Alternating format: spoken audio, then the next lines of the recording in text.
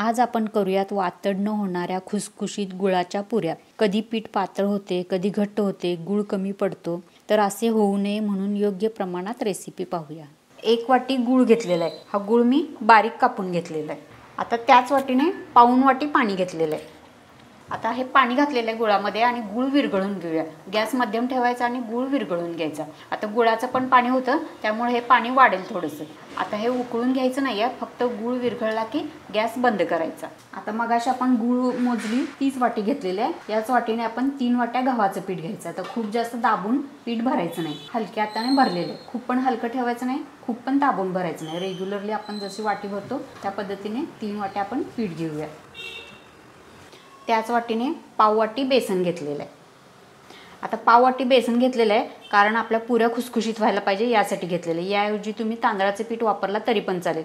गव्हाचं पीठ थोडंसं चिकट असतं, तर त्याचा चिकटपणा कमी यावा, पुरी खुसखुशीत व्हावी यासाठी तांदळाचं पीठ किंवा बेसन वापरायचं आहे। आता मी बेसन घातलेलं आहे। 2 चमचे रवा घेतलेला आहे। मीठ घालूया, चिमूटभर मीठ घालूया। गोडाच्या पदार्थाला मीठ थोडंसं असलं की चव चांगली येते। रंगासाठी अगदी चिमूटभर हळद घालूया। आता सर्व थोडंसं मिक्स करून घेऊया साहित्य। ज्या वाटीने पीठ मोजून घेतलं त्याच वाटीने तेल घेतलेलं आहे। पाव वाटी तेल घ्यायचं किंवा चमच्याने 4 चमचे तेल घ्यायचं। आता हे तेल कडकडीत गरम करून घेऊया। तेल कडकडीत गरम झालेलं आहे, पिठावर ओतून घेऊया। सुरुवातीला आपण चमच्याने व्यवस्थित मिक्स करून घेऊया। तेल कडकडीत आहे, नाहीतर हात भाजतील। आता कधी कधी काय होतं, आपलं पाणी जास्त होतं आणि पाणी जास्त झाल्यानंतर पीठ त्याच्यामध्ये जास्त मावत जातं आणि पिठाचा गोडवा आहे तो कमी होऊन जातो। त्यामुळे आपण कापण्या किंवा पुऱ्या काही बनवत असू त्याचा गोडवा कमी येतो। तर तसं करायचं नाही आहे। आपण पाणी गुळामध्ये कमी घालायचं, म्हणजे गुळाचं पाणी जास्त होणार नाही आणि पीठ जास्त मावणार नाही। योग्य पद्धतीमध्ये मी हे दाखवत आहे प्रमाण तुम्हाला।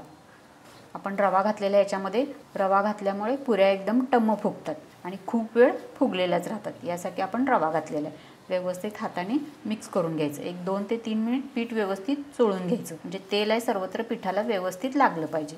आता तेलाचं प्रमाण आपलं योग्य झालेलं आहे हे कसं ओळखायचं, तर ह्याच्यात अशी मूठ बनते, यावरून ओळखायचं की तेलाचं योग्य प्रमाण झालेलं आहे। आता आपण ह्याच्यामध्ये गुळाचं पाणी घालून घेऊया। गुळाचं पाणी एकदम गरम ह्याच्यामध्ये घालायचं नाही। गरम पाणी घातलं तर पीठ पण थोडंसं गरम होतं आणि तळताना तेल शोषलं जातं। आपण कापण्या करू किंवा पुऱ्या करू तर त्याच्यामध्ये तेल शोषलं जातं, यासाठी गरम पाणी ह्याच्यामध्ये घालायचं नाही। अगदी कोमट करून घ्यायचं किंवा थंड करून घ्यायचं। आता हे गाळणीने गाळून घेऊयात। थोडं पाणी घालत पीठ मळून घ्यायचं। पीठ पातळ व्हायला नको, अंदाजाने आपण पाणी घालूया। आता गाळून घ्यायचं। गुळामध्ये एखाद्या वेळी खर असते, यासाठी गाळून घ्यायचं। सर्व पीठ आणि पाणी एकदम नाही मिक्स करायचं। पिठाचा पाण्याचा अंदाज घेत गुळाचं पाणी घालूया थोडं आणि पीठ व्यवस्थित मळून घेऊया। अशा पद्धतीने आपण मळून घेऊया। आता हे मळायचं आहे ते घट्ट थोडं मळायचं आहे। आपण चपातीची कणिक कशी भिजवतो त्याच्यापेक्षा थोडंसं घट्ट मळायचं आहे। आता हे मी व्यवस्थित मळून घेते। पीठ सर्व मळून घेतलेलं आहे आणि साधारण घट्ट मळलेलं आहे। आता त्या पिठामध्ये गुळाचं पाणी होतं, त्याशिवाय मला 3 चमचे पाणी एक्स्ट्रा लागलेलं आहे, म्हणजे पाणी आणि पिठाचं प्रमाण व्यवस्थित झालेलं आहे। थोडंसं पाणी लागलं तर पाण्याचा हात घ्यायचा आणि मळून घ्यायचं। अशा पद्धतीने हे घट्ट मळलेलं आहे। आता रवा घातला याच्यामध्ये, रवा भिजला पाहिजे व्यवस्थित। 20 ते 30 मिनिटांसाठी झाकून ठेवूया। तुम्हाला जर वेळ असेल तर जास्त वेळ झाकून ठेवलं तरी चालेल, म्हणजे पीठ चांगलं भिजेल। 20 मिनिटानंतर पीठ व्यवस्थित भिजलेलं आहे। आता पुऱ्या करायच्यात आपल्याला, त्याच्या अगोदर पीठ थोडंसं मळून घेऊया। आता पिठाचा छोटा गोळा करून घ्यायचा, असा हातावर थोडासा मळून घेऊया, म्हणजे याला चिरा नाही जाणार। पीठ अशा पद्धतीने झालेलं आहे। खूप जास्त पातळ नाही, खूप जास्त घट्ट नाही। चपातीच्या पिठापेक्षा थोडंसं घट्ट मळायचं आहे। अशा पद्धतीने गोळे करून घेऊया। आता मी छोटे गोळे केलेले आहेत आणि छोट्या म्हणजे एक पुरी करून घेणार आहे। आता पिठाचा गोळा लाटून घेऊया। व्यवस्थित परफेक्ट झालेलं आहे पीठ, पोळपाटला अजिबात चिकटत नाही। या वातड होत नाहीत कारण आपण याच्यामध्ये बेसन घातलेलं आहे। खूप पातळ लाटायचं नाही, खूप जाड लाटायचं नाही, मध्यम साईजमध्ये लाटून घेऊया।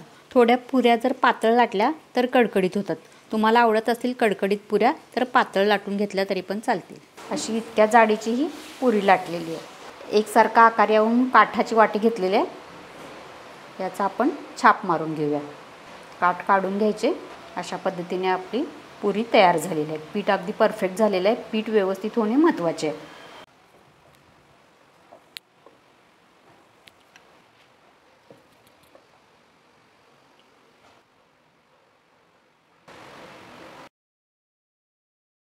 तेल तापलेलं आहे. एकदा तेल तापलं की गॅस मध्यम करायचा किंवा बारीक करायचा. त्याच्यामध्ये गूळ असल्यामुळे गूळ लगेच करपतो, पुरीचा रंग लगेच बदलतो. यासाठी गॅस बारीक केलेला आहे. पुऱ्या तळून घेऊया.